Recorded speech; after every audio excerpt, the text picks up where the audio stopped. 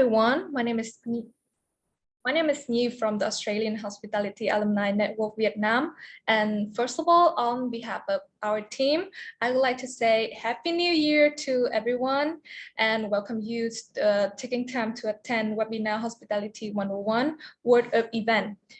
This is the ideal for the entry-level hospitality student who would like to explore the event planning story and an opportunity for you to virtually meet our industry expert. So this is the agenda of the event today. We will start with the greeting and introductions, then the presentations of all our guest speakers, and we have the mini game, and the last one is the panel discussion, the Q&A. So the first one briefly introduced about our background and the Hospitality 101 webinar series. AHA Vietnam is founded in 2014 by Ms. Camellia Dinh with the purpose of building a platform for Australian hospitality graduates and connecting them to the right resources of information and support for their career opportunities and growth. The Hospitality 101 webinar series is a group of educational webinars which provide an overview of the global hospitality and tourism industry. The webinar word event today is designed to give an introductions of what event industry is about and to explore the global opportunities to alumni and students in hospitality industry. And attending here with us today, I would like to introduce our guest speaker. They are all the experts with many years of experience in the event industry. The first is the representative of wedding industry, Ms. Jenny Dương Vũ Hoàng Anh. She is the founder of Wedding by Hoàng Anh, as well as the Wedding and Special Event Vietnam. The next is one of the most energetic ladies that I have ever met, Miss Aimee Phan, the chef country representative of German state of Rheinland. And finally, our founder, Miss Camellia Dinh, the founder of HA Vietnam. And to understand more about the event industry, I would like to introduce our founder, Ms. Camellia Dinh, to share and introduce the general information of the event industry. Hi, Camellia, can you share your screen or something to introduce for us? I will stop share. Sure. Thank you, Nhi, for the introduction. Happy New Year, everyone, first of all. And I hope wherever you are well, healthy, and happy. I have seen as well a few people from different cities in Vietnam and also from India and other countries. And very glad to have the chance today to invite you to our fourth webinar. We actually started in October, and we are committed to provide a monthly webinar to all of our alumni and attended network for those who would like to learn more about hospitality and tourism in overall. What I'm going to do now is I'm going to share my screen on the introduction for event management. Can you let me know if you can see my screen? Yeah, we can see your screen. Okay, so it's very brief, and I'm trying to make it quick and fast and interesting for you guys as well. It is called the Introduction to Event Management. And just before I start to the main part, I want to get a brief introduction about myself based on my experience. Hopefully would be able to help you guys on learning more about events. My background, I have over 10 years experience working mainly in hotels, and in particular I do the event planning part and also sales marketing as a sales marketing specialist. And apart from my main job at hotelier, I was also the founder of two different organizations here with the Beautiful Vietnam to support women with entrepreneurship, business support, as well as for lifestyle services. And my main job for today is the founder of the Australian Hospitality Alumni Network. We hope that we can bring more knowledge and support to the network that we created for the Australian Hospitality Alumni and our extended network. In terms of education as well, I have a bachelor degree in international event management. So if you ask for somebody who study events and working in events, and I'm probably one of them, and I'm also holding a executive MBA from the RMIT University as well. For the sharing today, what I want to cover is there are 6 different parts that I want to cover bit by bit. Starting with a definition of event, so that we would know how is an event defined on your term or my term or our term, and we would get to know different types of event based on size and characteristic. And what is the role of an event manager? What do you think is a job description for an event manager? What do they do actually? We also get to explore what are the career opportunities when you say you want to work in the industry, as well as some updates and trends from the industry that you should know about. Okay, so before giving you the definition of the event, I want to show you a picture here. What do you see in the picture? Okay, we have our chat box here, and also you can open up your mic so that we can engage a bit more. So I have a picture here. Yeah, what do you see in the picture?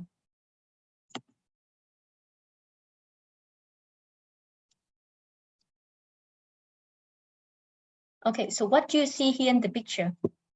Okay, in the chat box here, a baby child, a baby, sleeping baby. Okay, so the word which is more repeated is a baby. What do you think? Why do you think I bring up the image of a baby when I talk about events? What does it have to do with event?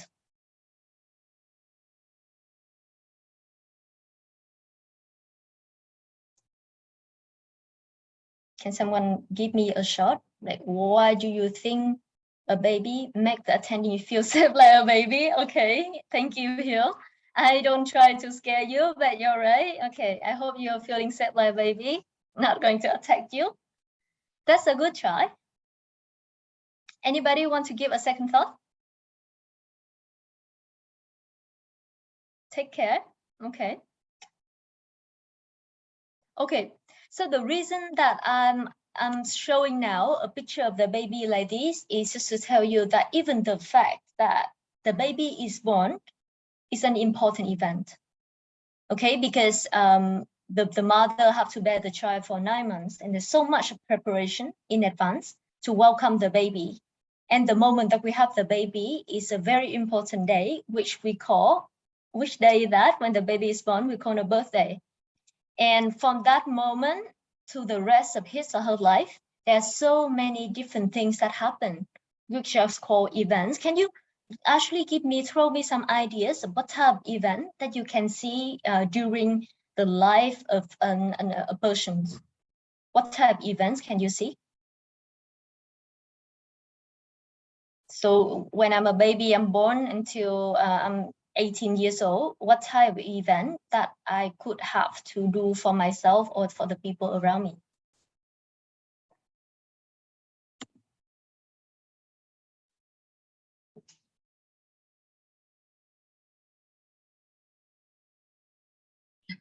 Birthday?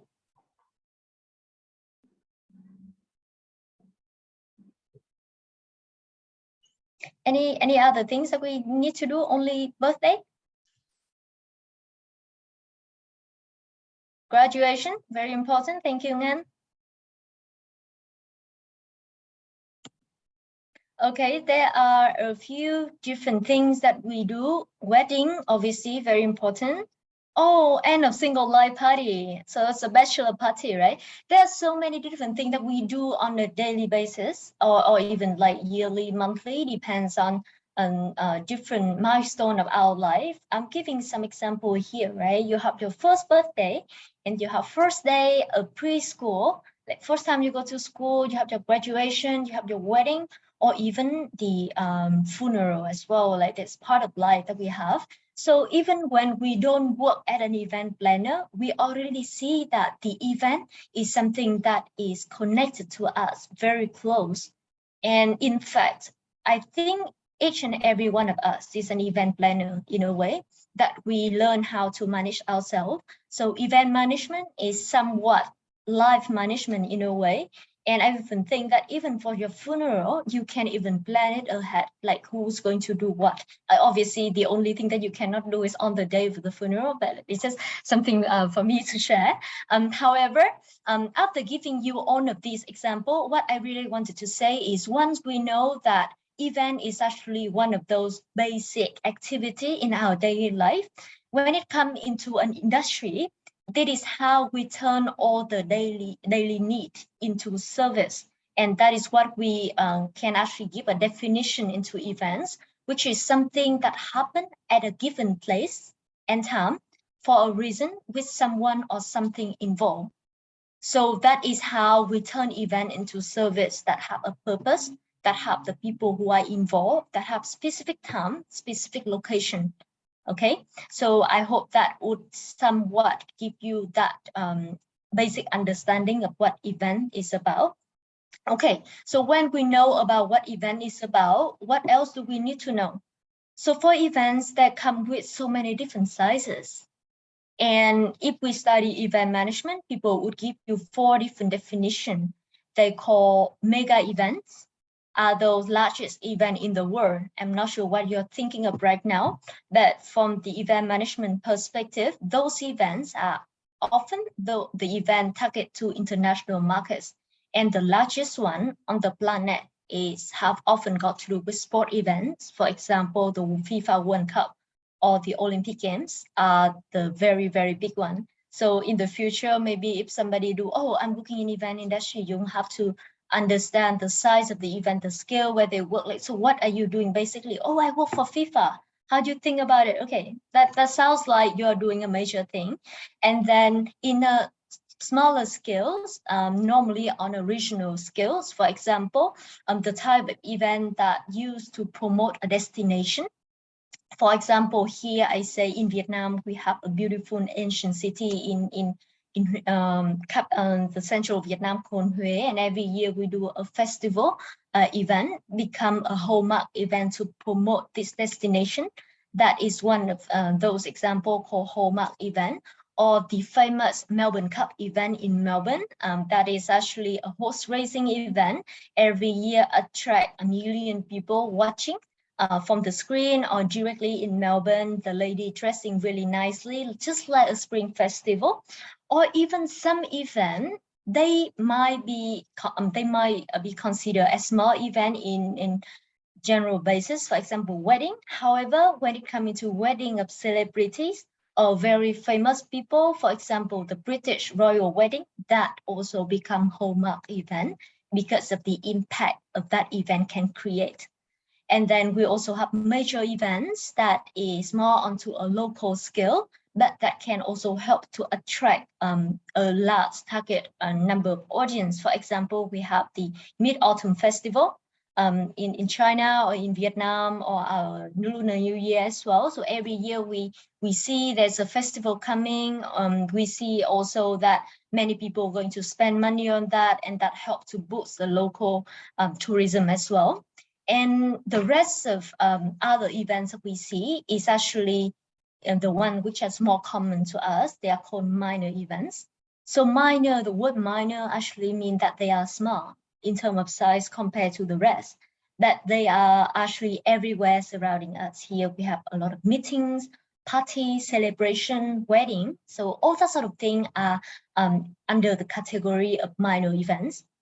Okay, so the event here, when we call into different sizes and we give example into that the events also being classified as well based on the type and characteristics of events as well. So with this, we divide them into different categories, saying sport events.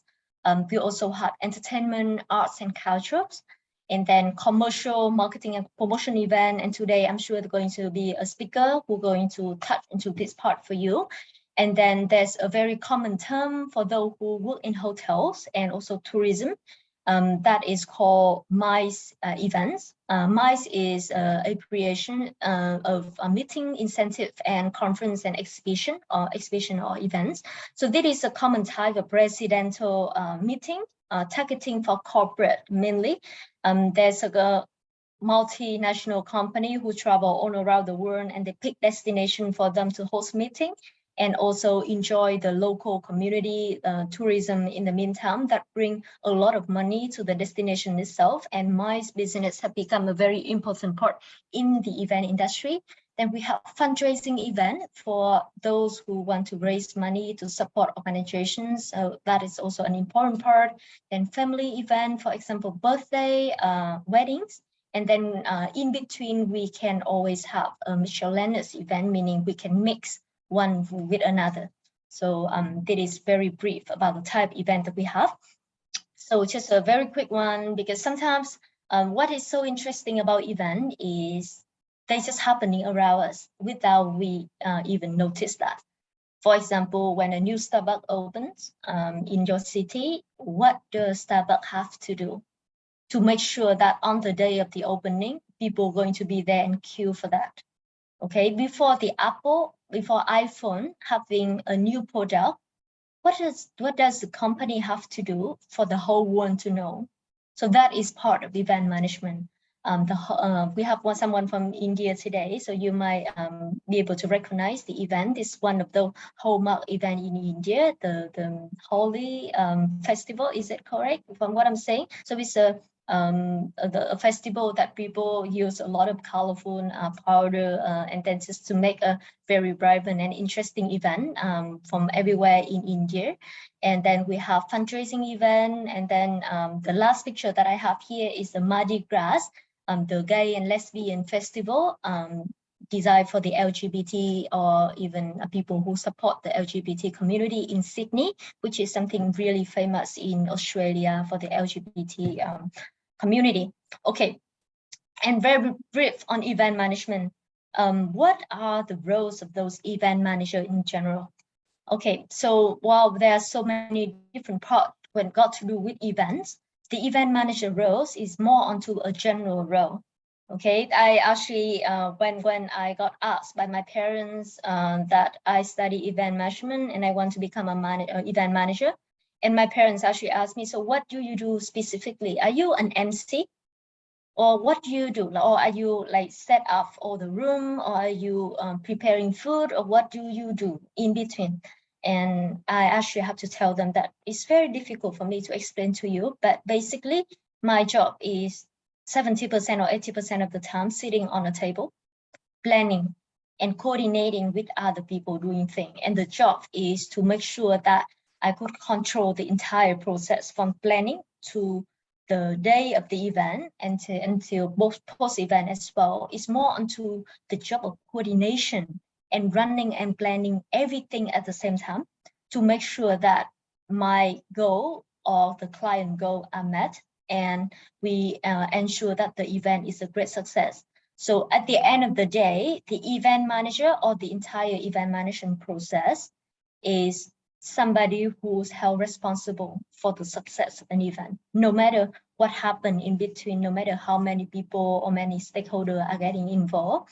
And the primary function of an event manager is not just about talking to people on the day or being an MC or whatsoever. We actually have to touch into every different aspect of a business that got to do with marketing, got to do with finance, human resource, operation, and also product, and then taking care of our competition as well. So we say there are various functions that we have to look after.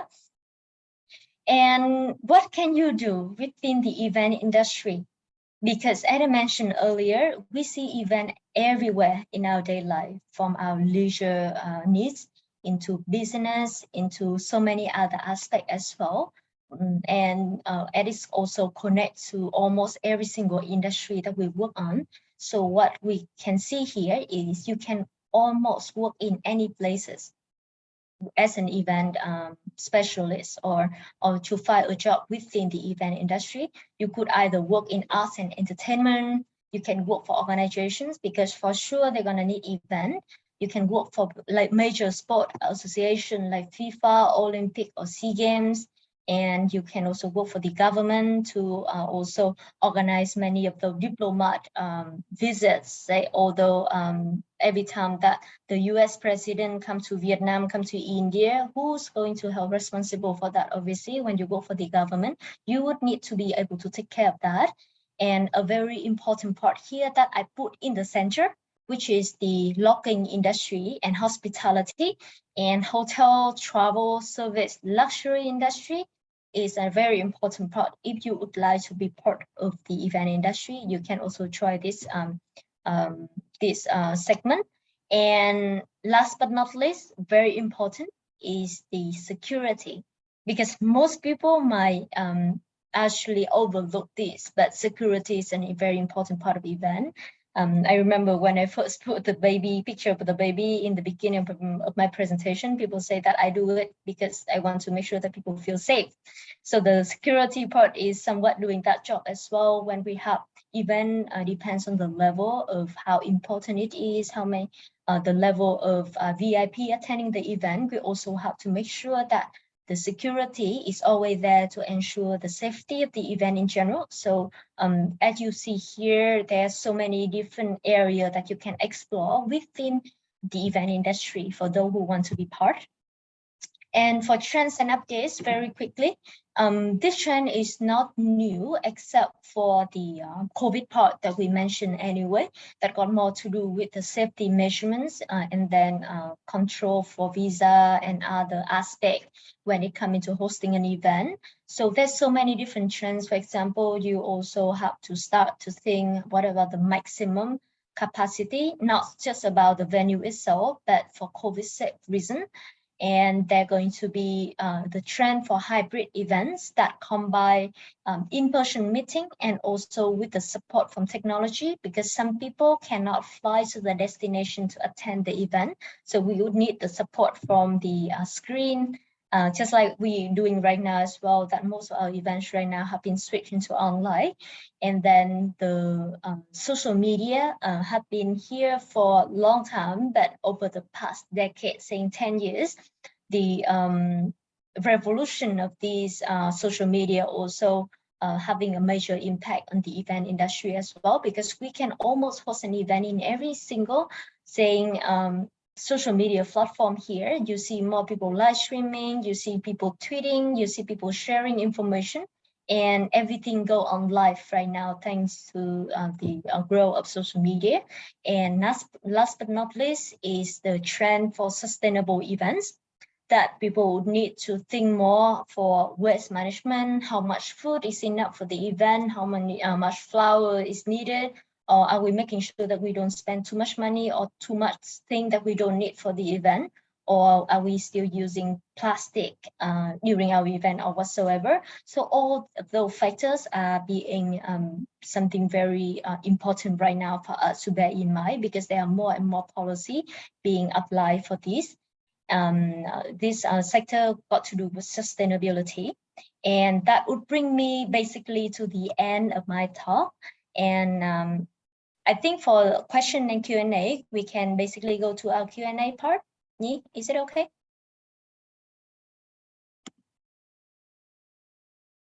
Nhi, you're mute. Oh, sorry. Thank you, Camellia, for very detailed information of event industry. So we have learned that the event industry is really a dynamic industry, including many different types and ways of organizations. And everyone knows that every events are always popular regardless of any organizations, and in the companies or corporations cannot like both internal and external events, because it is one of the most way to maintain that collective more sustainably. And to better understand about the corporate event or the high class party, we have invited here Miss Aimee Phan, the most she is here to discuss and share about the event, especially for business like my event. So hi Aimee, can you share with us? You can share your screen now. Okay, so soon already. Okay, I was actually expecting Hoang to speak first. Okay, so so as we heard from Camellia already, there are very different types of events out there. Wait, let me share the screen with you.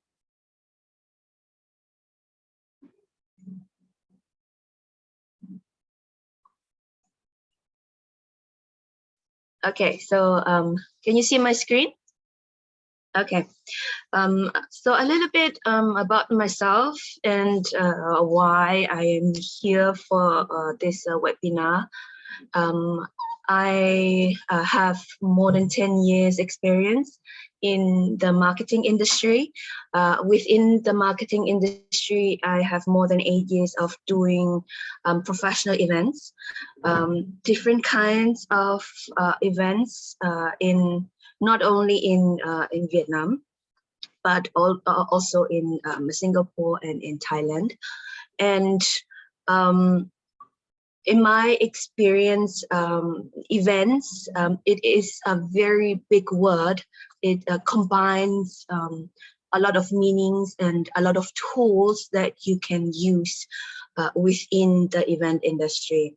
And also, as my current position right now, I'm working for the German government. I am the chief representative of one German state, the Ministry of Economic Affairs. And we do have the representative office here in Vietnam to do, again, a lot of events, promotion, marketing work for different types of industries. And also, beside of my main work, working for the ministry, for the government, I also have a small organization. It's a more non-profit events organization that I do for the targets being women, the business women Saigon. This is also where I do a lot of events and promotion works for women in general, women in business. So let's get to my presentation today. So I want to talk today about the definition of what is an event, more on the marketing side,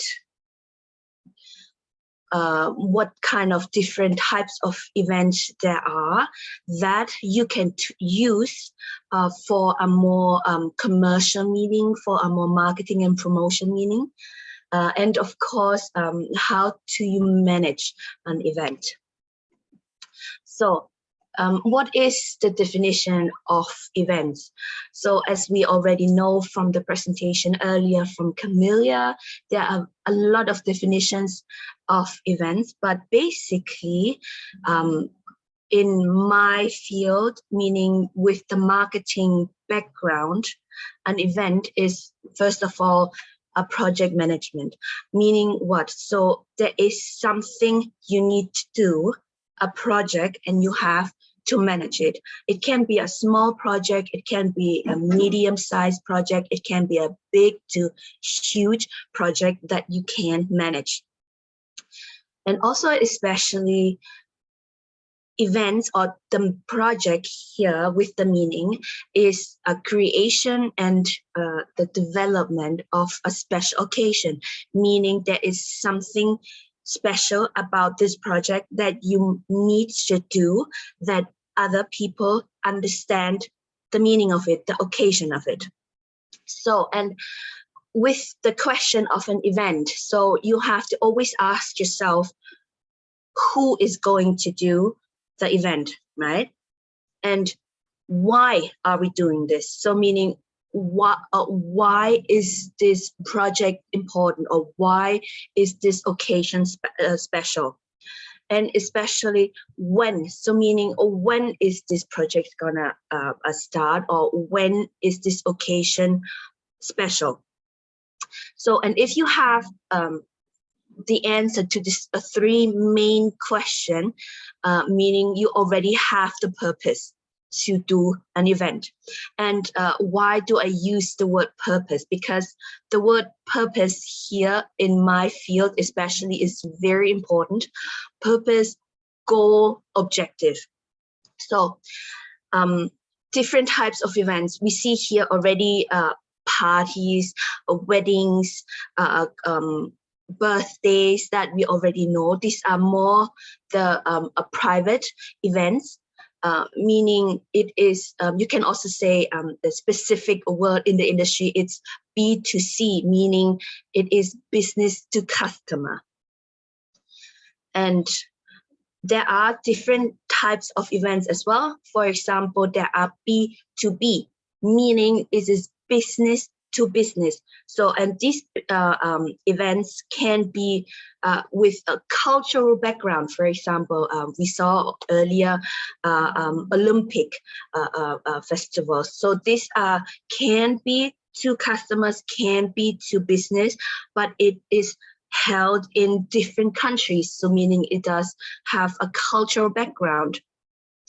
Or entertainment events, so meaning music festivals, for example, music festivals in America, for example, Coachella, that's one of the biggest entertainment events that we know.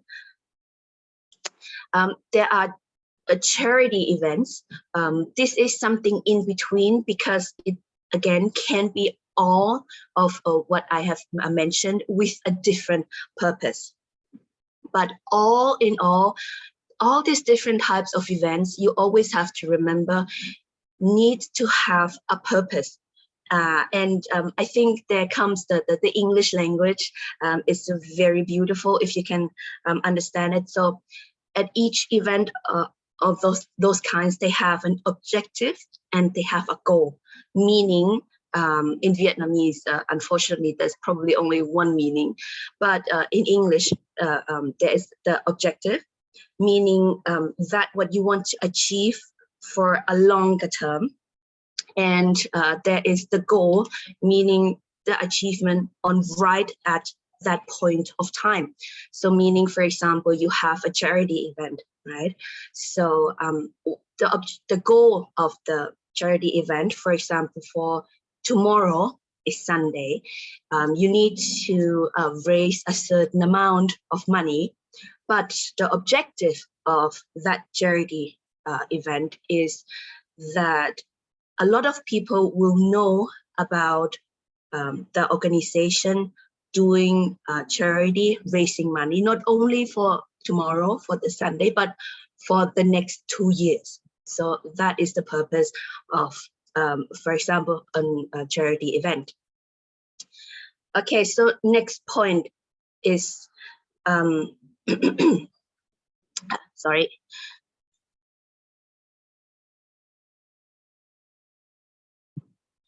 How do you manage an event? So what do you think? Give me some answers. So what do you think necessary to manage an event? Any ideas? Just type it down into the chat. Do we have any ideas?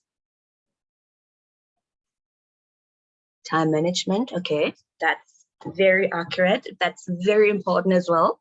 And any other ideas? Just write it down. There are no wrong answers.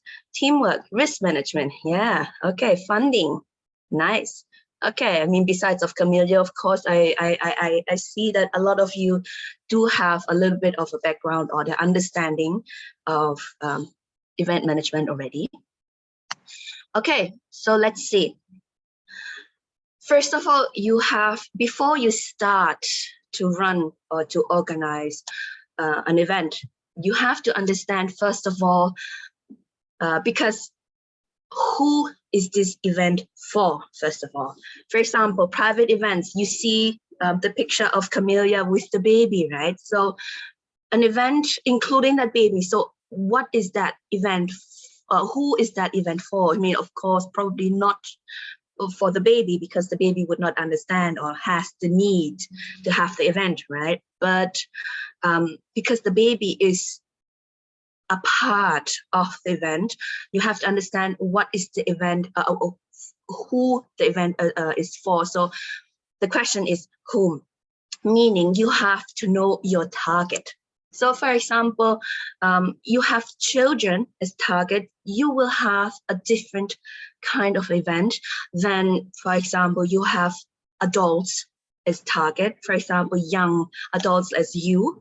If you go to an event where they have a little animals and a playground equipment, you will not be attracted to that event because the target is not you, the target are small children. So an event, to make it successful and to make it meaningful, you have to know your target first. And then, of course, you have to know where you want to do your event. For example, you want to do a birthday for your grandparents. So you probably will not rent a venue at, let's say, a sport stadium, for example, right? So you will rather go to a nice small restaurant where it's not too loud. Or for example, if you have a music festival, you probably will not rent the venue for the music festival at the zoo, for example. So the location, the venue is also a very important point in order to prepare and organize an event. And then next is what. So meaning you know who your target is, you know where it's gonna be. So what will you do in order to attract them, in order to get your messages over to them? So for example, you have a charity event, right? And the charity event is for orphaned children, right? Orphan children, and you want to raise money in order to help raise those children. So first of all, who are the target for that charity event? So probably you will not go to a fancy hotel or a fancy a restaurant. So you will find a more low-key location, more family friendly. And then what will you do on that event to attract people to come, right? So there are a lot of different kind of activities that you can propose, that you can come up with, that you can create in order to make that event impactful for the people who come, and that they actually understand the meaning of the event. So, and in order to do such an event, of course, you need to have a lot of imagination. So you need to be, or you should be creative. So meaning to thinking out of the box, but also to have experience. And then, of course, very important is you need to know your budgeting. So meaning if you only have a small amount of money, but you want to do a big event, that's of course not possible. So you also need to be able to calculate the budget and to work within a budget.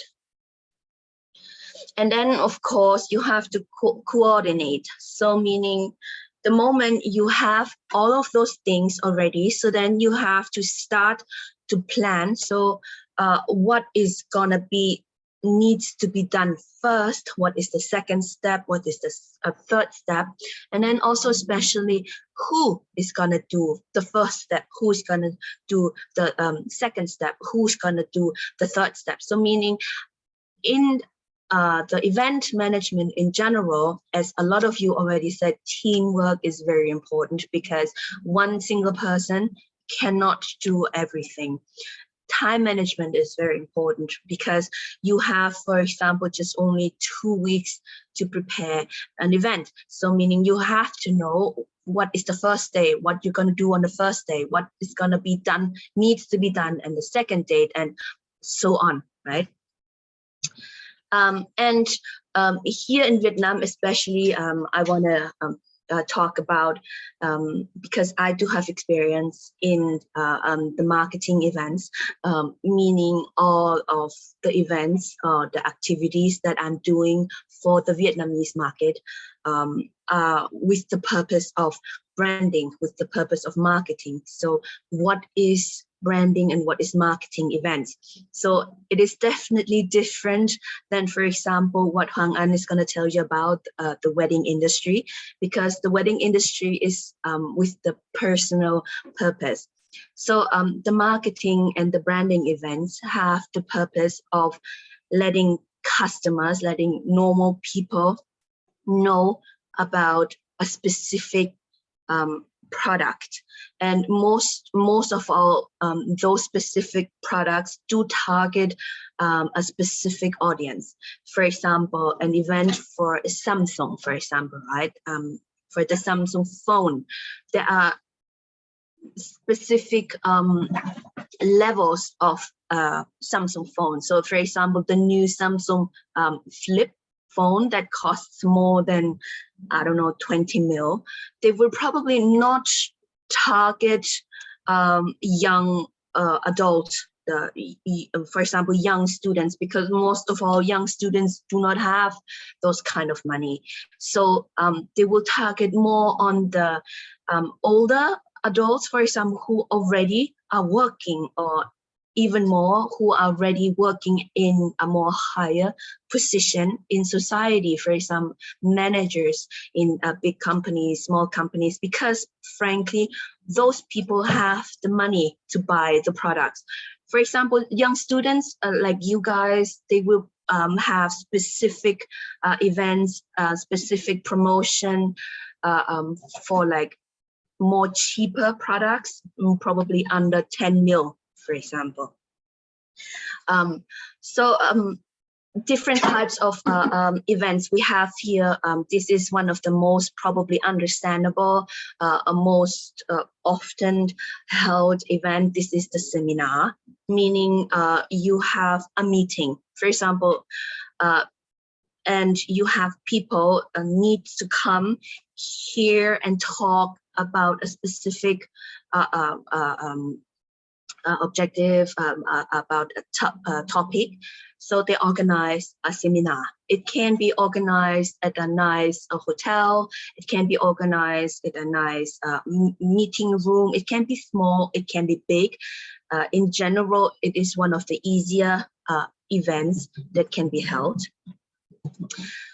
Next one is, for example, exhibitions. For example, so as Camellia already mentioned, it is under the MICE, very popular in hospitality, meaning you organize a big hall for a certain industry. People come and bring the products and present the products in the best way that they can imagine it, as it is in their budget, in order for customers, consumers to come and have a look at the products, to hear a little bit about the information about the products, and maybe through that contact to create a sale, create a connection, a business relationship. And exhibitions can be held internationally. You know, probably in Germany, for example, where I am from, we do have the biggest tourism industry exhibition, so which is going to be held in April this year, and the Vietnamese government is opening the flights just because of those exhibitions, in order for Vietnamese entrepreneurs, Vietnamese companies to fly over to Germany and join those exhibitions. So meaning they are very impactful. They have a big meaning for the economy. And then this is also one of the very most popular events that everybody knows. For example, in our opening events of a new shop, of a new company, of a new a factory. It can be from small to very big. And this is, for example, an event that also everybody knows, the year-end party of a company, for example, or the anniversary of a company, for example. You can create a very nice environment in a nice restaurant or in a nice hotel, in a smaller scale or in a bigger scale. Music festivals, for example, this is from Tiger. This is an event that I personally did. That was 5 years ago.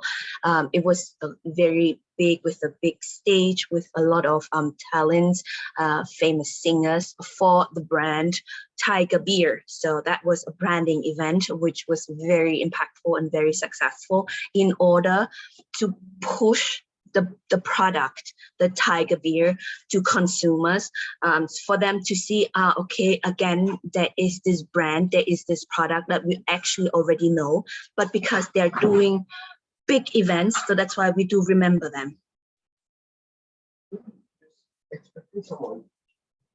Okay. Excuse me, I'm sorry.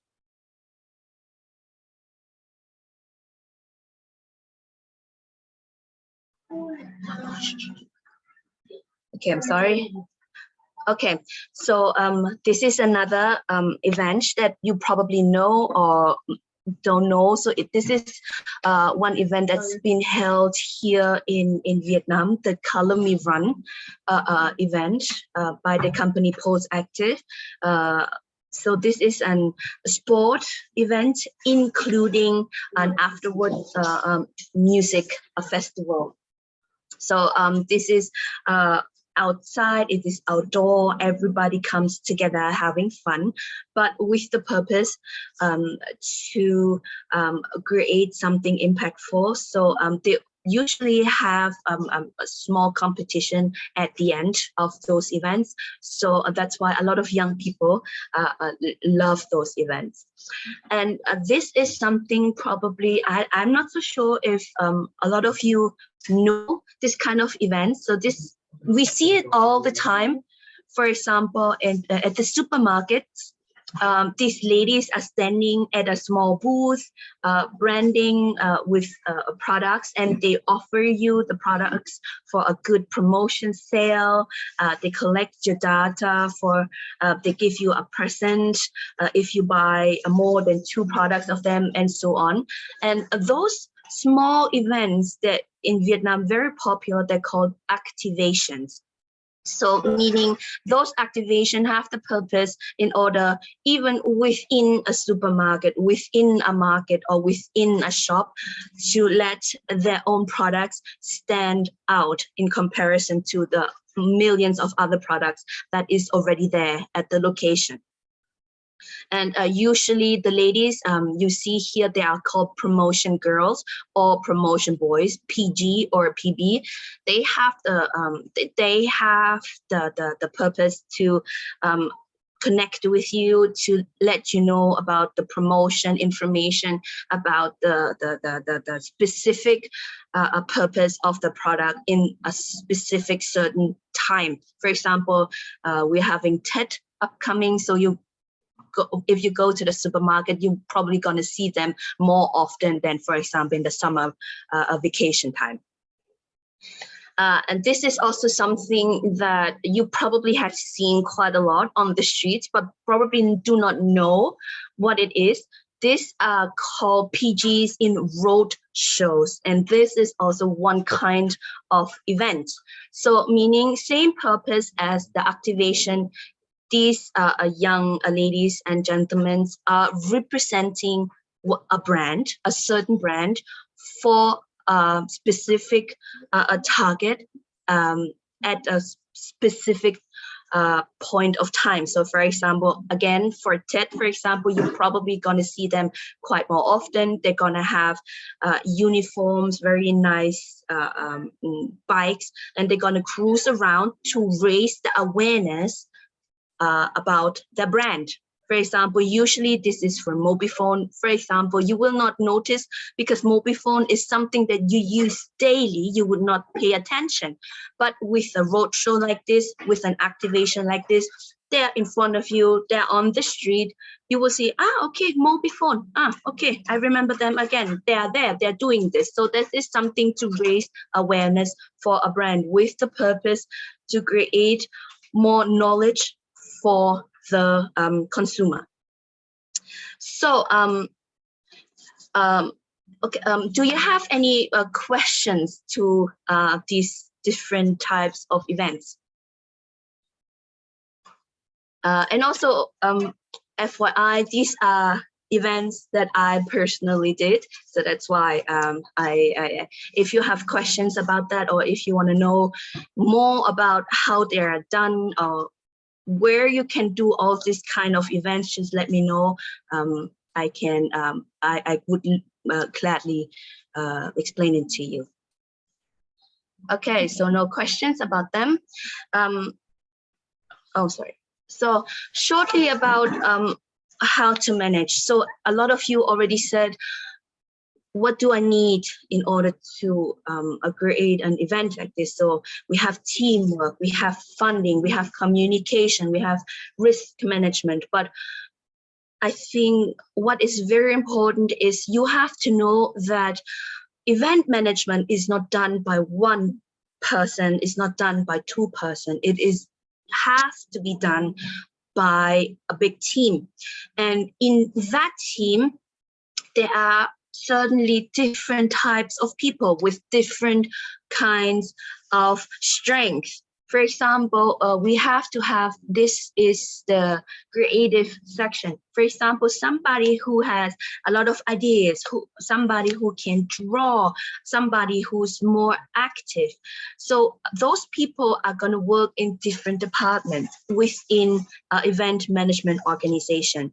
For example, there are people who are good with numbers. So those people work for the accountant part of an event management. So there are endless possibilities, and event management requires endless of different type of skills of people. So just don't worry if you say, okay, I'm a little bit shy, I'm a little bit introvert, or I'm not creative. There are different departments within an event management for you to join in order to create an event, right? So for example, if you're good with hammer or nails, if you're good with I don't know, for example, IT technology, all of those things can be used within an event management. So there are no limits at all. Yeah, and with that being said, I would say young people just be a little bit more outgoing, or be a little bit more ready to experience and to experiment. So that would be what is needed for the event management or event industry. So if you don't have any questions now, let me know. If you have any questions later on, I will gladly answer it to you. So thank you for listening. Okay, so thank you so much, Aimee, for joining us today with so much useful information about events. And for me, and I believe all people here also agree with that, wedding is one of the most interesting and creative types of event in the wedding industry, as is weather changing and becoming very trendy now. May I ask here, there's anyone here who is interested in the wedding industry and want to become a wedding planner? Give me a thumbs up or drop me in the chat box. You can see the thumbs up and the icon.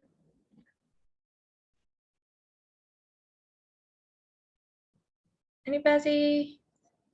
Okay. Okay, I'm seeing a number of participants interested in the wedding industry.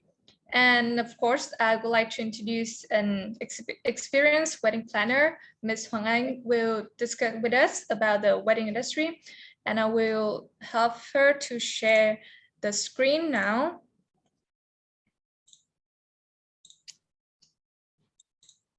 Okay. Okay, hi, Ms. Hoang, can you share with us some informations?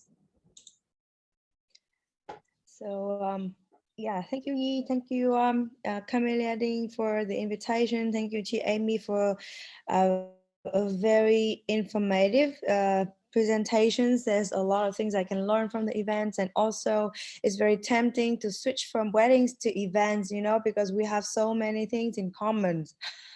For all the people that are joining with me today, I may ask again if you are, how many of you are interested or curious or intend to pursue a job in the wedding industry? Because if there are not so many people, I will try to make my slide very short. Um, Trust me, I did cut a lot of my slide in the background, so you don't have to suffer me for too long. If there's so many people here interested in the wedding industry, I don't have to show you how big is a cake, but for the people who are here for the informations, here are a few numbers that might make you more interested in the wedding industry. So now each year, over 2 million couples tie a knot in the US alone. And this industry brings an average of $60 million dollars per year to the US. And I believe that the average spending for a wedding rises rapidly in Southeast Asia. Especially we have an Indian audience today, and Indian is one of the most wealthy and also leading industry in wedding, and it make a huge impact that it can increase their partnership with tourism and other hospitalities industry. Chắc là sẽ nhờ so I would, when I finish, yeah, thank you, Nhi.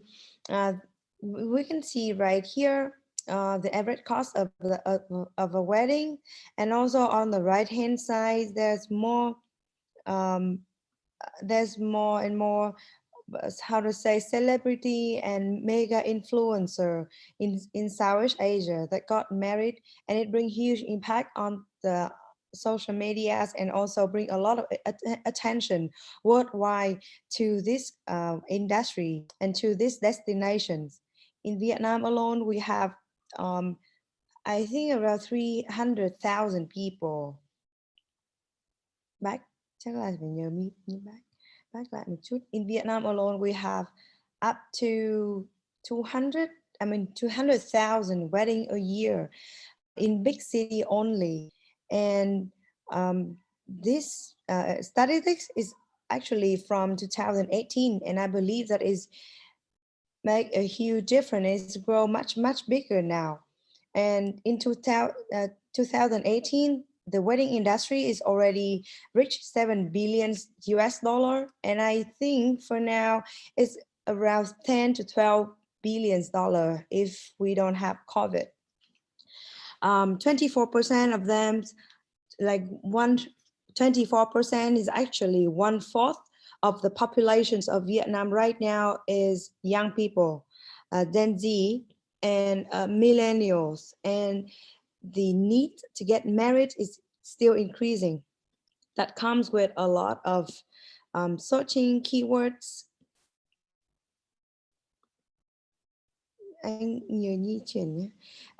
searching for keywords, wedding in Vietnam's or wedding in Vietnamese on Google, there's 62 million results that are written in less than a second. So you know that this is what your future clients look like or search for if you are actually looking for positions in the wedding planning industry. And if you are, my first advice is make sure one of your goals is to know who your clients are and what they are searching for, and make yourself visible on every search. No matter if you are planning to be a wedding planner or an event planner. Camellia also offer great personal branding courses, and Facebook is completely free, and it could be LinkedIn, Google's, and Facebook and TikTok, anywhere, but make sure that your clients find you when they need you. I think that's the most crucial part when trying to start your business or you start to work on your own. And now I think I would just jump to the 3 questions that I got asked the most, which is how do we start? How do we start to find a job here or find a career opportunity in the wedding industry? Well, I think it's a previous slide, Emma. Okay. So I got asked a lot. So what qualification or certificate do people need to learn in order to go further in the wedding industry? I would say a background in event management, like Aimee just speak, is already very highly desirable. Everyone in the wedding industry like me wants to have a knowledgeable and informative event planner like Aimee, but the truth is there's no specific qualification required to be a wedding planner or even an event planner. You can, let's just focus on all the aspect or the area in your life that can add up to your work and also your personal professional life, which is art. You can never go without business studies. You can always learn about drama, music, theater, performing arts. You have to be good in English and in any kind of foreign language. And it's also be good if you know a lot about culture and religious studies. I can show you right now in the slide is one of my latest project when my clients want to build a Renaissance weddings experience for her guests. And it's now all the, how to say, who think a wedding planner needs to know about Renaissance art or what Renaissance people eat, right? But then if you want to be a wedding planner or event planner, when you try to create a vibe and experience on behalf of your clients to their guests, you need to learn and you need to know every aspect of the subjects that I mentioned above. So what do we do for this project? We read Da Vinci, we try to dig deeper and deeper on Renaissance art, and we try to figure out what do they eat. And do you know that noble people only eat food when it's all the way up high from the ground? The closer the food is to the ground, the more peasants you are. So they only eat birds, they only eat grapes. That's why you see a lot of grapes on Renaissance paintings. That's also a very interesting knowledge that I learned being a wedding planner. And that's one of the things that I love about my job, because each client, each event give me a purpose to learn and be a more knowledgeable person than I am yesterday.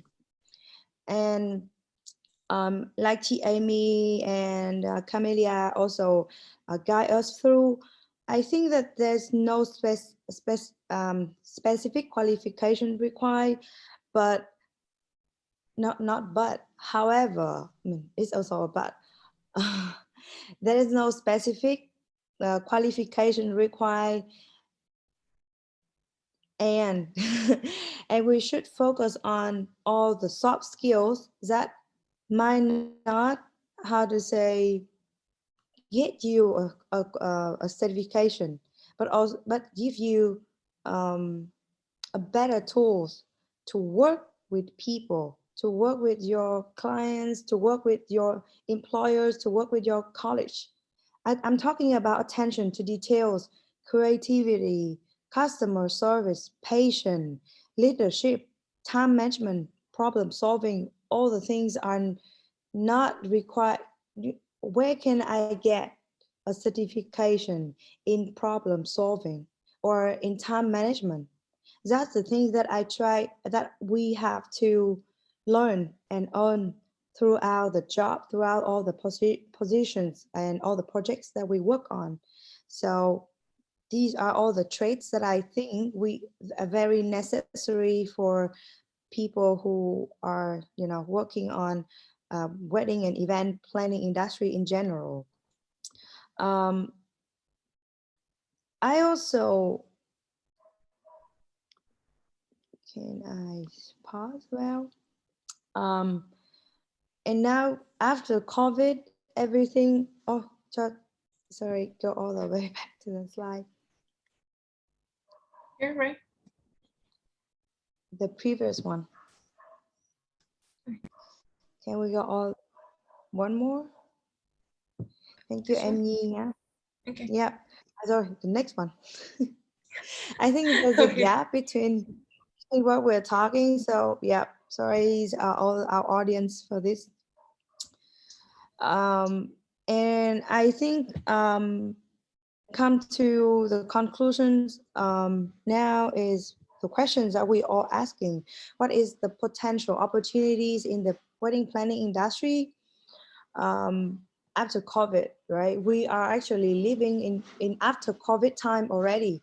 And if I have one thing to share, I will share with you who is my dream clients. My dream clients now is Gen Z, who people, sure. You're right. Yes, no worry, it's my fault. I couldn't remember my slide. That's my fault. Okay. I want to share with you my my dream clients at the moment is actually Gen Z, because they are so different. They are very with a very different characteristic traits. Very different from the clients that I used to work with in the past. And they are coming so fast. They're making so much money because they're clever. They are very tech friendly. They value practicality, and they also require hyper personalizations that actually these clients, in my opinion, is shaping the wedding industry and also the event industry. We as wedding planners and event planners have to do more and learn more to accommodate to their needs. We can also go back to the previous slide where let's not say in my predictions, it's already happening in the wedding industry, that we have more private. These are three trends that is going more and more popular during the COVID time and also post-COVID time. First of all is private resident wedding, where you can not go to the ballrooms anymore, and the people who are making, the people who are, the clients who are wealthy, and they have big resident. So you can see more and more private resident weddings coming this year. We also have tech wedding, which is weddings combined with tech. It can be virtual wedding. It can be online Zoom call wedding. It could be both. It could be virtuals and physical wedding combined together. So tech wedding will continue if we don't see any good sign from COVID. There's another trend that I hope that myself, and I believe that all the event planners and wedding planners are hoping and put a lot of hope in it, is travel wedding. Because actually we didn't think of how big of the tourism industry until we cannot travel anymore. Travel has become a very big part of our life, of our identity. And since we are not allowed to travel for 2 years now, the travels need will increase, dramatically, especially domestic travel. So this is just my hope that travel wedding will become a trend. And all these wedding combined with Gen Z, the client, the future client that everyone is looking at, I think the wedding industry will become bigger and bigger than and more interesting than ever. Can we have the next slide? I forgot what it is. Oh, and I think that there's also a few people that is interested in the wedding industry at the moment.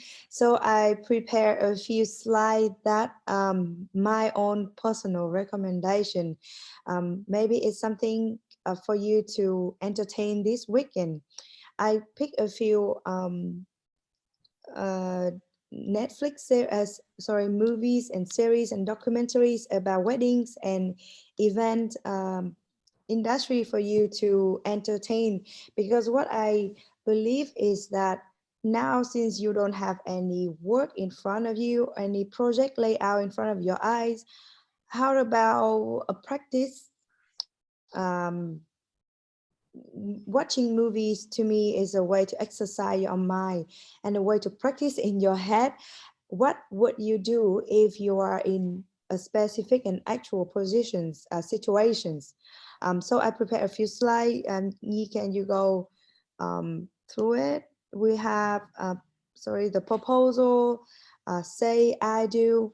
We have the wedding coach, which is my favorite series lately, because it draw a future where my future client, my Gen Z clients, doesn't need a wedding planners anymore, or doesn't need an event planner anymore, because they are so smart, they are tech friendly, they can find anything they need on the internet, and they have huge network connections. It doesn't need a wedding planner or event planner for them to plan an event. So the new term is a wedding coach, and maybe Aimee can look at this and think of a wedding coach where you step in and consult people what to do, and help them get out of their tangles of planning their own events. The next one is the middle ground. The middle ground is also very fun to watch because I like to debate. I love to hear people express their opinions, and also listening to people and expressing my own opinion give me a lot of lesson, give me a lot of perspective in life, and help me encounter a very different approach in life. And somehow it helps me to build my vocabulary, to build my knowledge, to build a healthy and more interesting communication with my clients. So middle ground is my go-to whenever I feel in the debate mode. Next slide nhé Nhi ơi. Oh, we finished right here. I have 3 more slides actually. I have 3 more series for you to watch actually, which is 7 days out. I might type it right here. 7 Day Out is very fun to watch. 7 types of wedding, from mega events to to personal events. What is an event is planned during 7 days. So 7 Day Out is my go-to. I also have, I think I also have 2 more, but I couldn't remember right now. I will send it to you guys later. Maybe Nhi will help me put them together and send to our audience after this show. But I think I will end my presentation right here. And if you have any questions, please let me know. I love to hear questions because it's pushed me to think further than my professions. So do me a favor, ask a lot of questions. Thank you very much for listening. Yeah, thank Please. you, Hoang, because we have the Q&A sections after this one.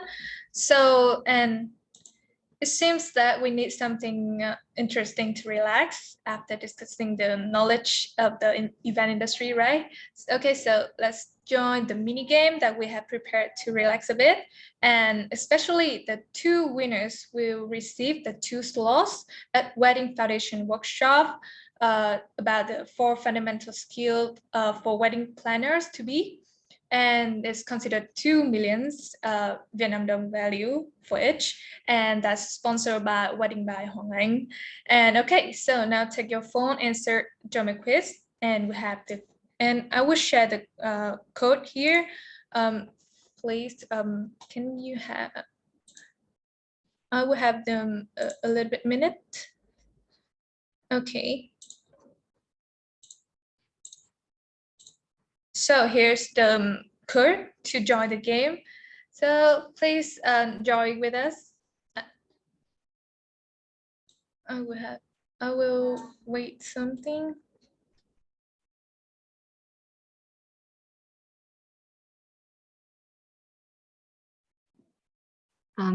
Near the screen is in Vietnamese, so you might want to speak English, give them instructions. Oh, okay. Here's the code. You can join my quiz and enter the code to the code bar, and we will get the start. I'm sorry about this mistake.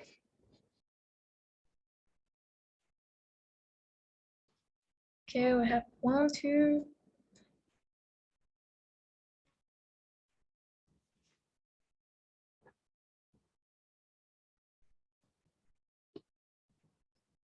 Join me.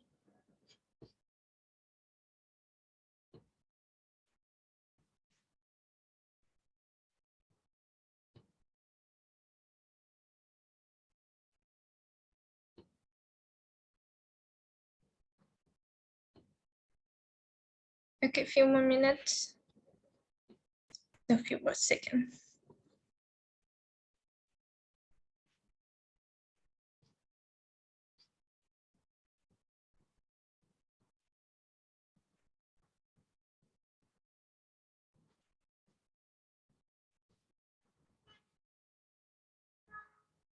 Okay, we just have 10 here.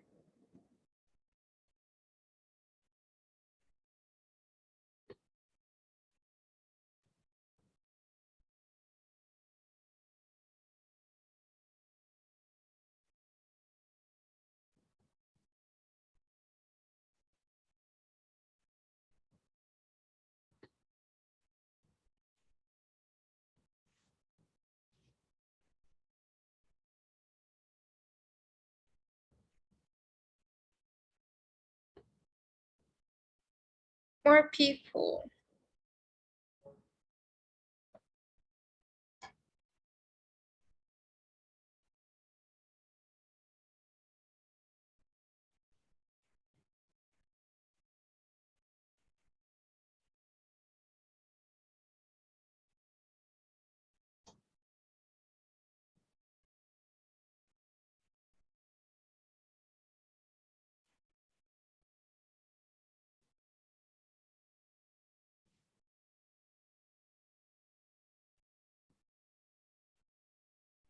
Anyone who want to draw with us? Okay. We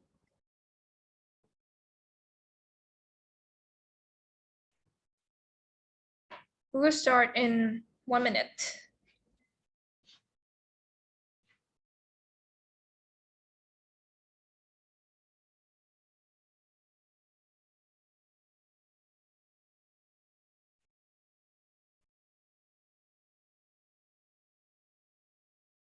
Okay, so we will start now.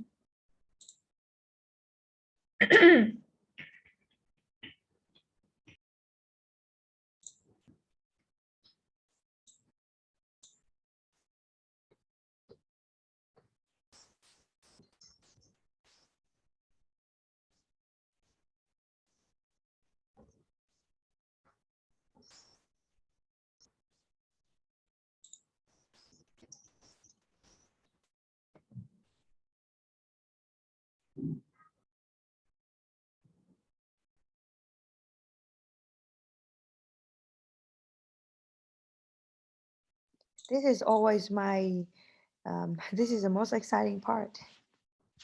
I only look forward to this.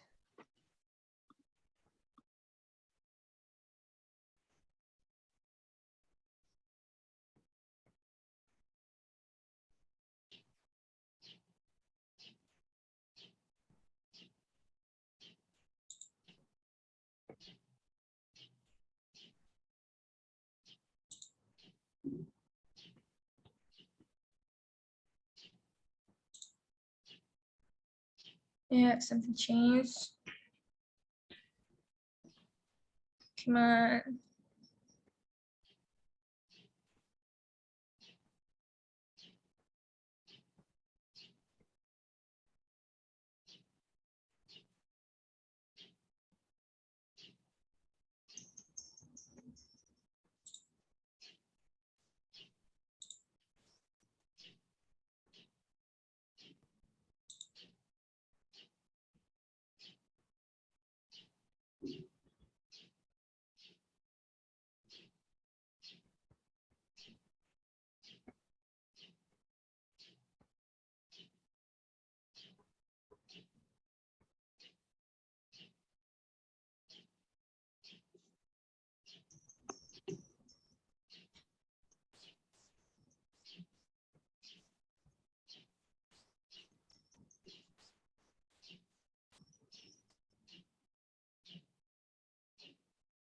Let's see if there's any change in the leaderboard.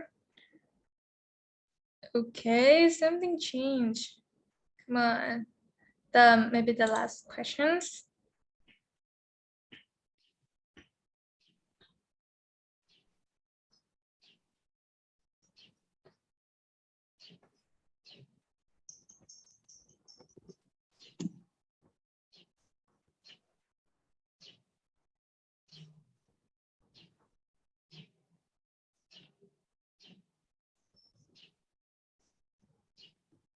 Yay, thumbs up.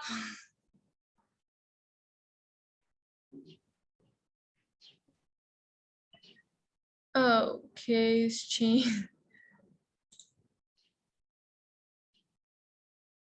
Oh.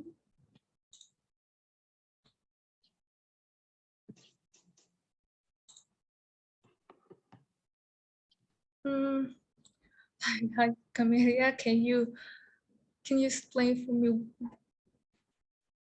For that part. Yeah. Okay, so I guess here it's not all about like how well do we know, but how fast we are as well. And I actually even I have to be honest that I actually picked a wrong answer for this question as well, because in the beginning I picked before the event. But think about it, promotion and marketing, what part of the event does it belong to? It's a very important part. First of all, the marketing is the thing that you tell people from the very beginning, even before the event starts, you need to let them know that there's an event happening.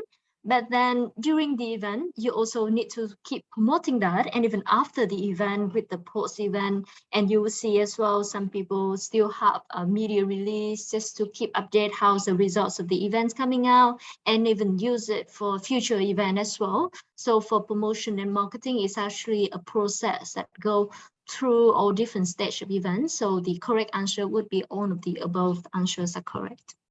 Okay. So I guess something mistake, but I will but I will like list the winner and tell them no via the email. Maybe here. Okay, here it's a winner, and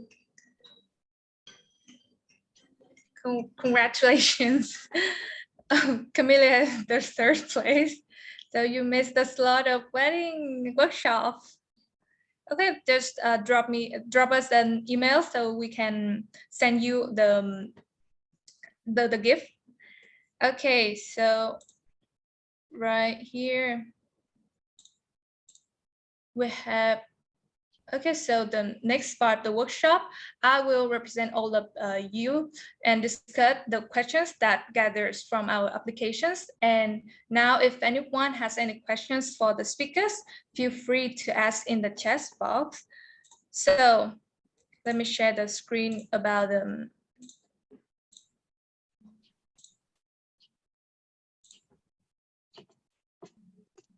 Okay. So the first questions I have here, I think is suitable for Aimee. And the first question is, which skills are necessary to work in event industry? And what is the potential of the event industry after COVID-19 pandemic? So as I mentioned already, actually, so the most I would say specific skill that you probably need is well, I mean, you need to be organized first of all, but I think that is for any job. That is for any industry. You need to be. You also need to be able to be what I want to say.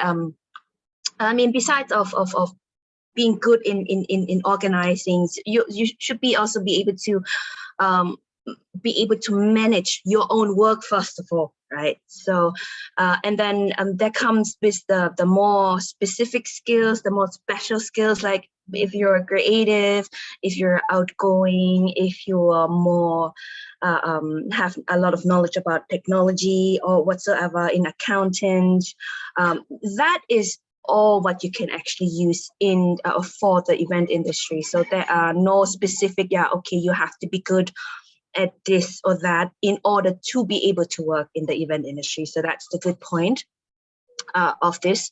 So just go and explore yourself, and important is you have to be able to enjoy what you do, because what I can tell you is the event industry is quite stressful. It can be quite stressful because it's a service at the end of the day. And if you do service, either in hospitality or event management, a wedding, it is a service to other people, and that can be very stressful. So that's why you have to be open to that, and that there are certain expectations that comes from you from that industry. Besides of that, I think everybody can do it. And I mean, I do recommend this industry to young people, because that's a good tool for you to actually gain experience for other works in the future. And the event industry, even though with COVID or not, pandemic or not, there are a lot of different tools and ways you still can organize an event, right? This year, the webinar, this is one tool of event. So it does not necessarily has to be offline, has to be like person to person, which is actually more preferred, of course. But during the pandemic, you still can do events, different types of events. So it's I would recommend for you to just experience it. Okay, thank you. So the useful answer. And so there's one question in the chat box that related to our question list here. Like he asked any online work for us, and I also want to ask you, like, are there many opportunities to work like internship in the in the weddings companies or in the event company? Maybe Ms. Hoang can answer this for us. Well, my answer is always yes, but it comes with a secret recipes. Since we are a wedding planners or event planners, we only have to think of how to find clients. And I want to put that question back to a young enthusiastic in the event and wedding industry. Why don't you, how about we try to treat your employers as your clients? You mentioned online workshop or part-time workshop or an internship. means that we can do a full-time job that in terms of time, in terms of education, or some situation that cannot allow you to find a full-time job, or maybe lack of experience. What I think is, even me now being a wedding planner for almost 9 years now, I don't work full-time for my clients. Each of my clients hire me for a part of my day. So to me, it's still, to me, each client hire me for a part-time job. I'm a part-time assistant to them. So now, if you are an intern or you are a student looking for a job, think of why clients or why employer hire you. What make it happen? I go back to all this set of skill on the knowledge or something specific that only you can offer to them and solve their problems. Instead of asking or expecting what can I gain from the position, from the job, asking question like, what skill do I have? What skill do I have to offer for them to pay me? And then make sure, I mentioned earlier, make sure your clients find you when they need you. And Camellia also offer very great personal branding course on that.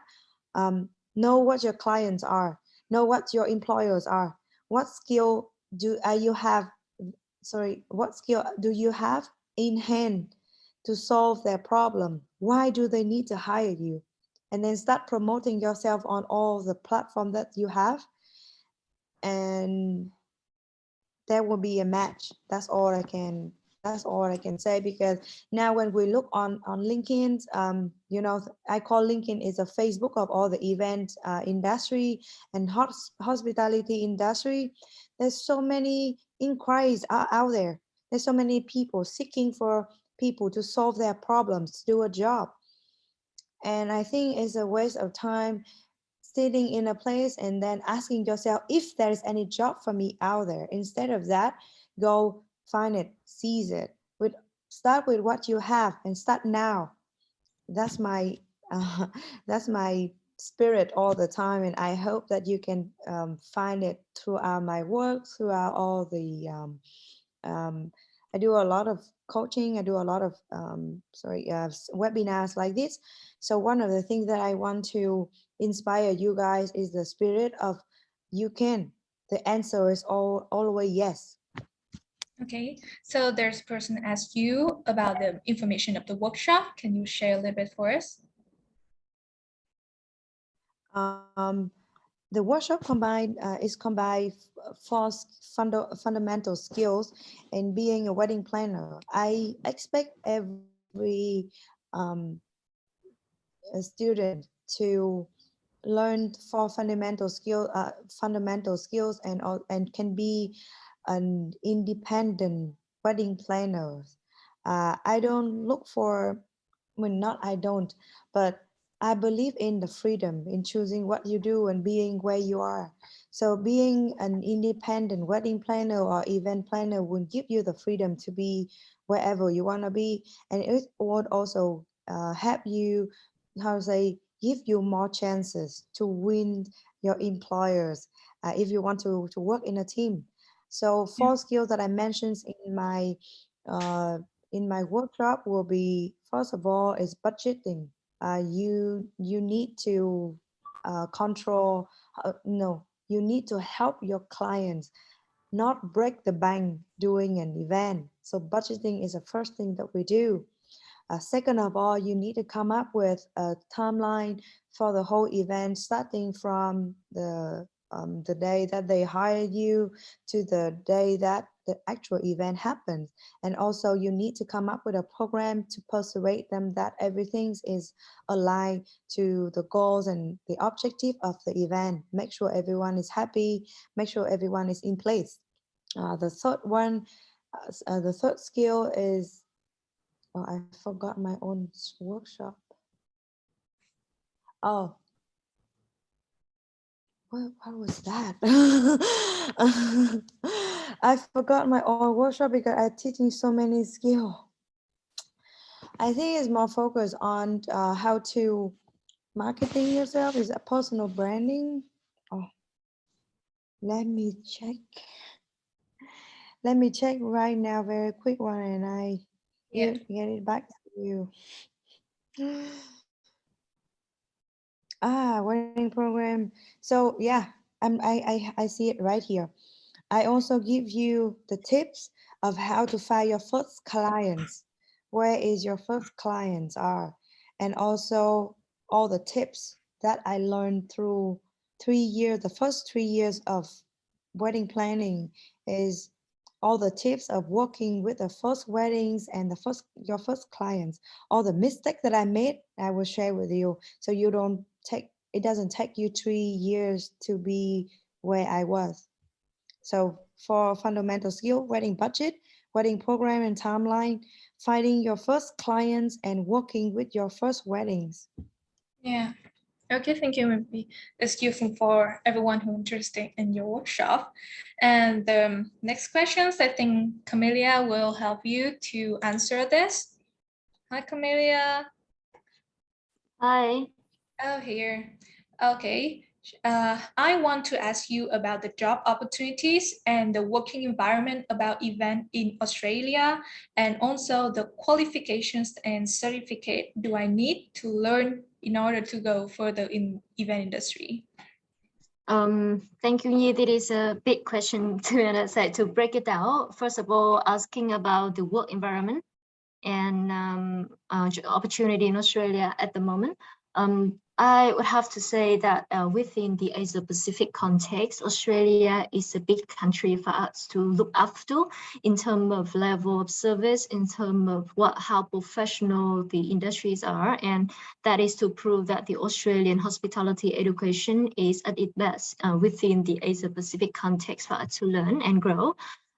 The number of hotels in Australia growing like massively, and even during COVID as well, we still have new hotel opening. That is actually the thing happening all around all the countries in Asia Pacific, not just Australia. But just so you know that the number of hotels, big and major hotels, still growing in such a big country.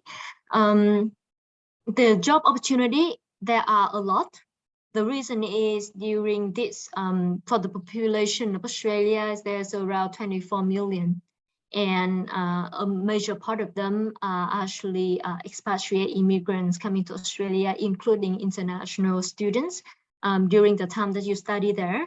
One of those issues with COVID is the fact that many of our Asian students or even from other countries going to Australia, they have to come home due to COVID. So the hospitality industry in general in Australia is facing a major challenge of attracting people to work for them. So we have, regardless of COVID, for example, in a previous event that we had in the AHA Connection Day, having one of our experts sharing a story from Melbourne, opening up a hotel, the Marriott Melbourne Docklands. On the day of opening, the hotel already achieved around 80 to 90% occupancy. And the people are coming directly from Melbourne. So which means that it's similar to the rest of other country, that domestic travel is the key element to support the country itself to gain back its status for tourism and hospitality. And the hotels just do not have enough staff. So if you're asking me now if there's an opportunity, I will say there are plenty of opportunity, and the opportunity is now if you want to apply for a job. Okay, and in terms of qualifications, yes, there are obviously they're going to be advantage for those who holds a degree or you study in a hospitality institution. And some people actually telling me right now, asking me, may recruiter, I have one question here, if you don't mind, I answer also direct to that question because they are quite relevant. Many recruiters prefer applicants graduating from top university like RMIT or other these days. Okay, the definition of top university is partly coming from the commercial perspective, how they market themselves, how do you define top university? So that's the question, yeah? So if you get to study in some of those major university, congratulations, your parents have invested a lot on you and you have a really good background check, and that is a bonus point. But I wouldn't say that's everything, because finding a job is not all about whether you study in big university or you have this and that, but it also becoming, there's always a screening process, an interview process that we would need to analyze if you have the attitude that we need to work for the industry. So if you have a chance, looking back at our AHA Connection Day webinar we have last month, many of our hotelier, they actually sharing the same opinion, saying that we don't need you with a lot of experience. We need that attitude, because when you work for the Marriott, when you go for Accor, when you work for other hotel chains, we're gonna train you, because we have our trainer to train you. So whether or not you study from Dinh University or Dinh Hotel School, we can still train you. But it doesn't mean that I'm saying that the other one is not important, because if you have the chance to study in advance, that going to leverage, to give you a leverage to compete with other applicants. Obviously, if you know already and you have the attitude, you're going to be the best one for the job. So what I'm saying here, you need to have the right attitude. You would need to have your communication skill. You would need to have that servant mindset, in a way that you are here, you want to be part of the industry, you want to make people feel happy receiving your service. So with all that, if your employer can feel that from you, there's a high chance you're going to land the job. And I'm saying as well, whether you study in RMIT or not, but you need to have your English skill, you need to have your communication language that would help you to land a job in Australia, because people would need to understand you and you need to understand them. So that's some of those entry requirement. And to land a job, just add in like what Hoang was saying as well, the opportunity for you is everywhere, because people are looking for people who solve their problem. Sometimes people don't even know what they need until some other people come and tell them what they need. For example, I might say that I'm not recruiting right now, but there's somebody who come and approach me and say, do you have any opportunity for me? Because I can do this and that and that. I can see that your website is not good enough. I can come and help your organization. If you agree to hire me, I can do that for you. You know, because sometimes when we work for one organization, we tend to overlook what we have. And sometimes we are not able to find the issue that we have internally. But if there's some other people out there seeing it and they want to work with us, so why don't you approach them and tell them, I think we might have an opportunity to go together. So that's something that requires you to be very active while searching for a job, searching for an opportunity.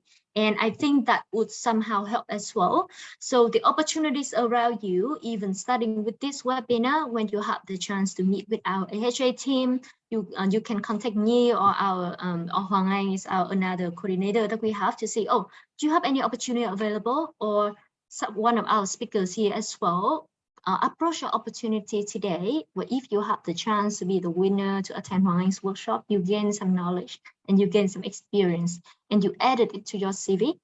Just do not wait and say, oh, I'm not from big university, I don't think this, I don't think that. There's no such thing like that. Opportunity is equal and we are on the game that require you to be very active and yeah, do not miss out any opportunity that's throwing out to you. So once again, thanks for joining this webinar and we have the chance to share it with you.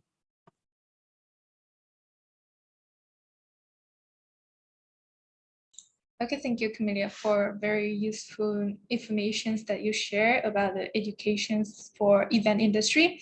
So the next question I think is suitable for Miss Aimee.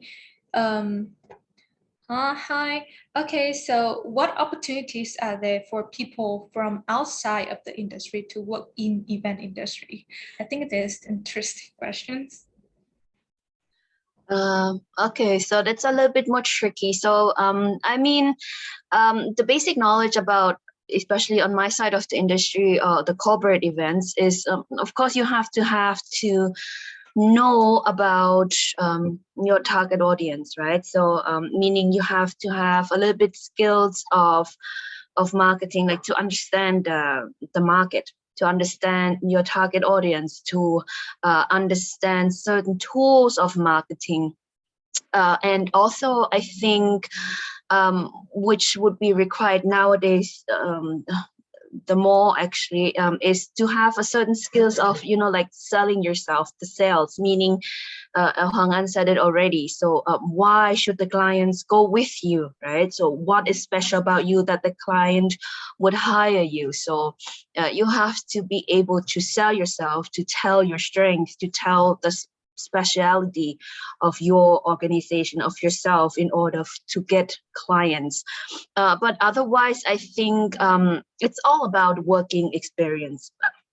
Meaning, for example, if somebody is new, just graduated from high school, would probably not be able to stand on its own and say, okay, I will work in the event industry. So that's for every industry. So meaning, if you're willing to learn, meaning there's always a way for you to get into the industry. So I think that's not the most difficult aspect of that. So requirement would be, I would say, you have to be open to learn, because as I mentioned already, and I would say it again, in the event industry, it's not only one specific skills that's required. There's a lot of different skills. So if you have one of those, then you can also learn the others.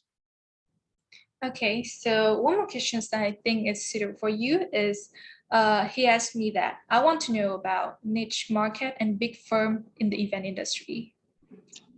Okay. So I mean, for the Vietnamese market, right? Then I can tell you that you're actually quite lucky, because Vietnam is one of the countries where that blows my mind, is overflown with agencies from big to small. For the market, Ho Chi Minh City alone has over, I would say nowadays, 2,000 different agencies that works in the industry, including big to small, BTL marketing to ATL marketing. So there will be definitely companies for you to work on. There are probably famous companies in the city. I'm not so sure about Hanoi, because I did not work in Hanoi.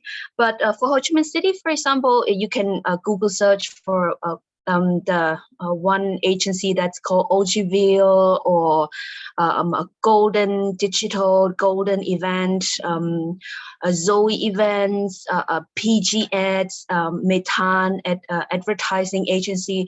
So if you Google, there are coming quite some big agencies, big companies up that offer professional events, activation services. So don't worry about that. Okay, so I think Ms. Hoang, I need to ask you questions. Which are your favorites and why? In the chat box. Okay. So which are my favorites and why? So I have been working with first a company that's called OMG, Omni Marketing Group. I have been working with Zoe Events. I've been working with PG Ads, PG advertising agencies. So they are the ones working with the more bigger clients. For example, I've worked with Unilever before. I've worked with Heineken before. I've worked with Tiger Beer before. These are the bigger brands. So of course, if you do an event, these are preferable. You do a huge event at one time that costs you the same 3 months of work. But of course, the income is going to be better, bigger than you do a small event, a same amount of work, same amount of time that you have to spend into organize, but the budget is smaller. So I mean, but of course, it's not always easy to have the bigger fishes of the sea. So just be patient, start small, start with smaller clients. The more experience you have, the more you can actually sell yourself in order to get bigger clients. So I mean, it doesn't matter. The important thing is the quality of your work, and also the quality of the budget that's being paid to you. Okay, so thank you so much, Aimee. And I think it's one more questions for Camellia, the people who work in hotel industry. Are there many opportunities to work in the event department of the hotels? And I want to know about related positions. Okay, so the event management within a hotel. Thank you very much for the question, because this, I think you asked the right question for me for this. For event management, you also need to decide whether you want to be on the planning part or you want to be on the operation part. Yeah, so for the hotel, there's always a different department. We have the admin department, which compile of all those people doing paperwork and back office. So we have human resource, sales, marketing, the rest of other finance at the back. And we have operation who make things happen.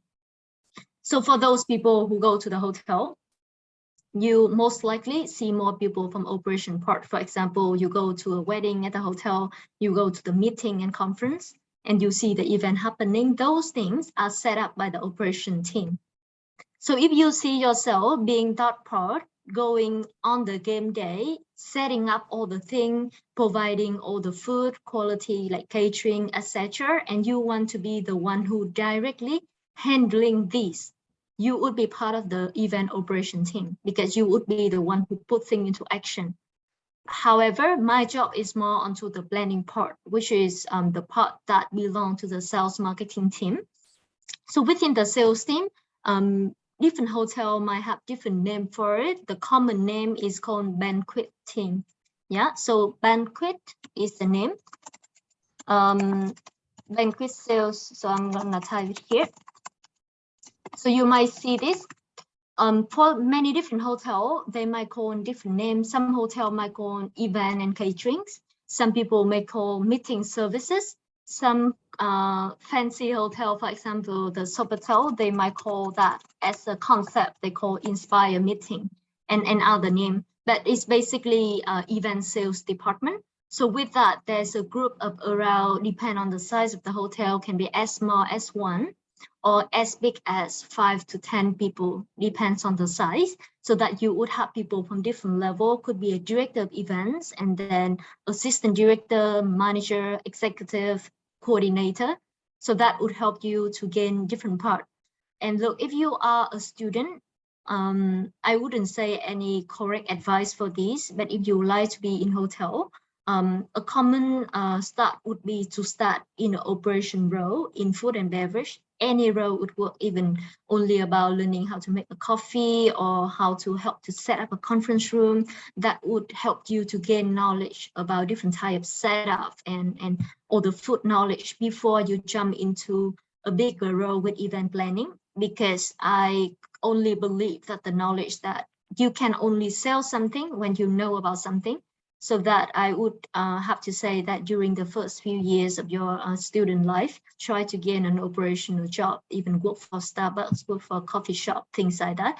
And then moving slowly to get into an admin role if you want to sit in the office. So it depends on how you like. So 2-part operation and planning belong to sales marketing.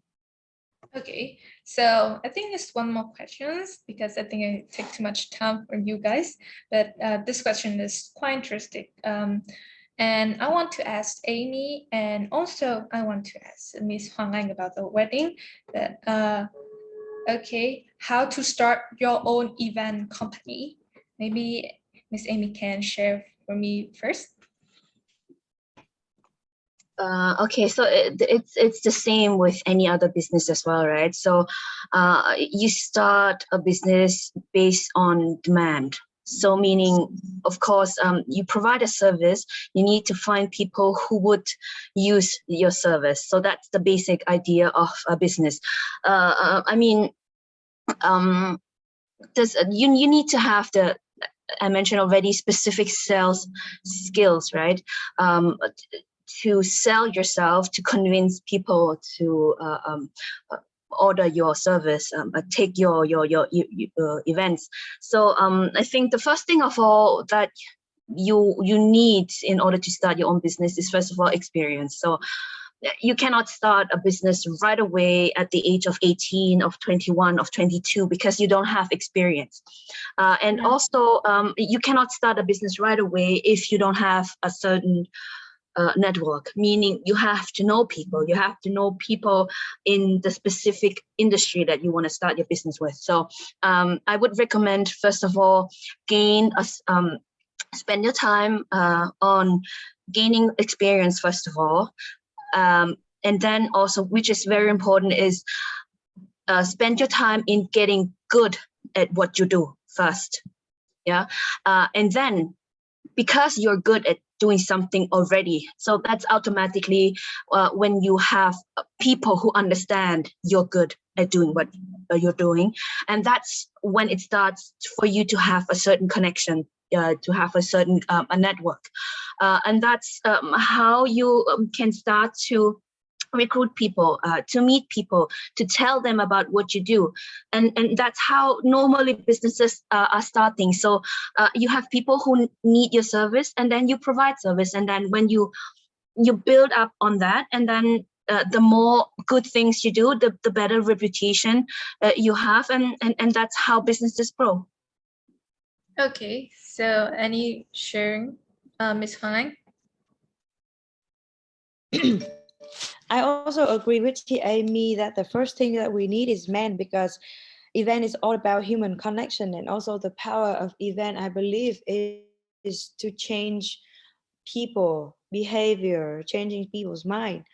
Adding on to her, because I couldn't agree more to Aimee, but adding more to her idea of focusing on men first, I think of focusing on the people who you are going to work with, the people who you want to build a team with.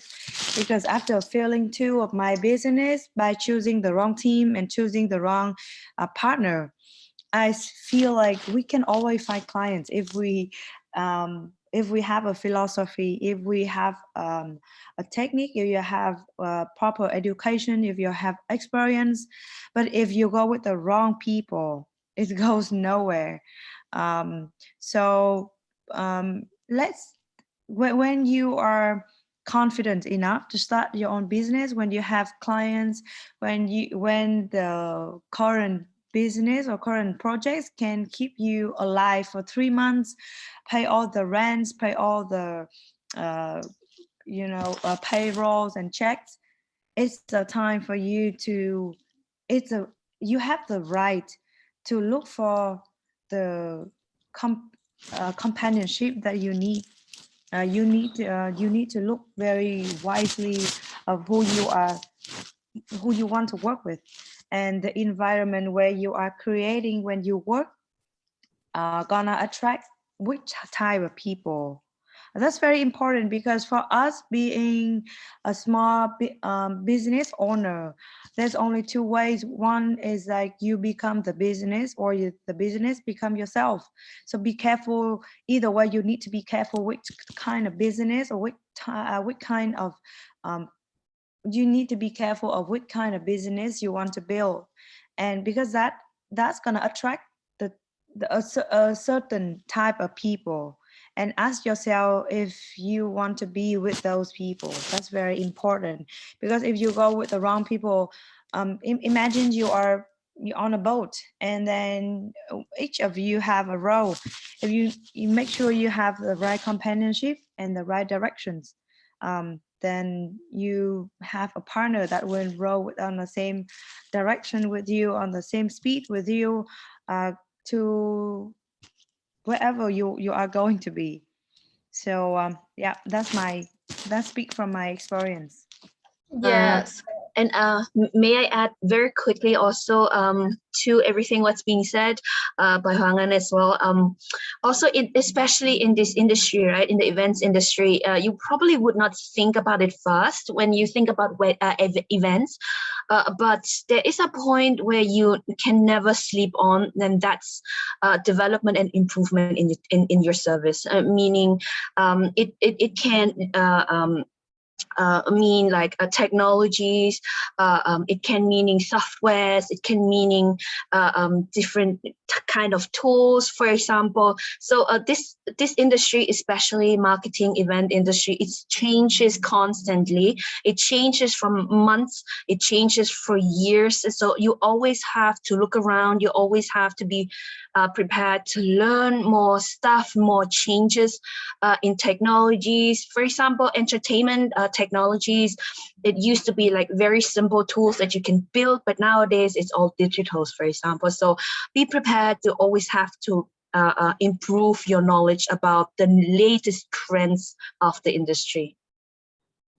Okay, so that's interesting. So thank you so much, all the speakers who answered the questions about the event industry for attendees. And I believe that the information is really useful and will help all of us to have more understanding about this industry.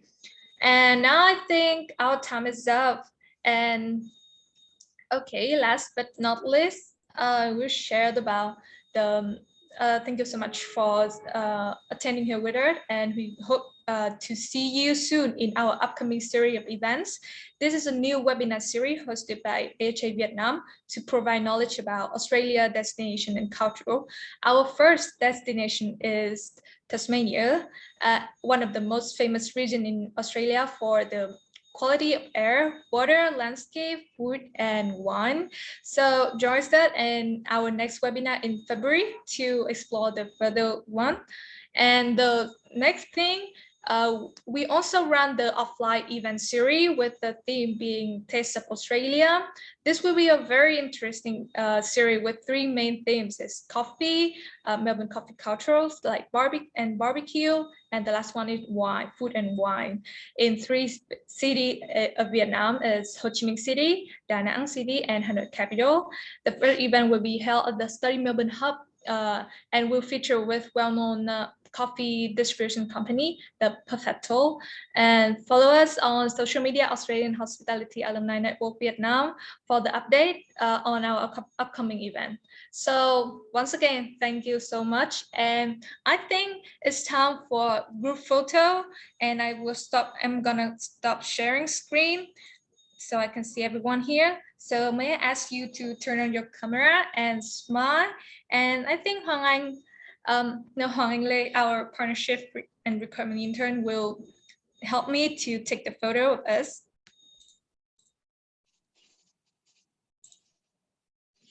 Hoang, you are mute. Okay, so I'm gonna count to 3 and then I'm gonna take some photo. So 1, 2, smile, 3. Yes, we get that. Thank you.